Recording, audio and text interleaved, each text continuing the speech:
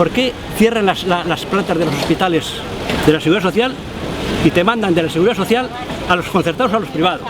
Para mí, que són els mismos dirigentes de la Seguridad Social los que dirigen esos hospitales, o són los dueños d'ells. Jo crec que tenim una bona sanitat. El que passa que, clar, s'han hagut d'aplicar retalls i això, lògicament, ho notem tots, no? Amb la sanitat pública, amb tantes retallades que hi ha hagut, perquè les hi han hagut, no han tingut un altre remei que tallar moltes coses. Això que m'ha obligat a tenir una mútua privada. Sí, estic content de la sanitat, encara que ha patit unes reduccions molt importants i ho estem pagant sempre els més fluixos, els que no podem anar a la sanitat privada. Cabecera y eso, sí, bien, pero luego los hospitales, urgencias y eso es mal, muy mal.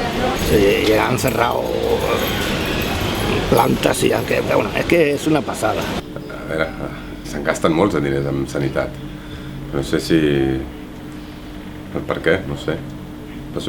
Falta recursos, suposo que sí, però també suposo que deu ser gestionar-los millor, els recursos, no? Hi ha serveis que hi ha massa gent, però hi ha serveis que n'hi ha massa pocs.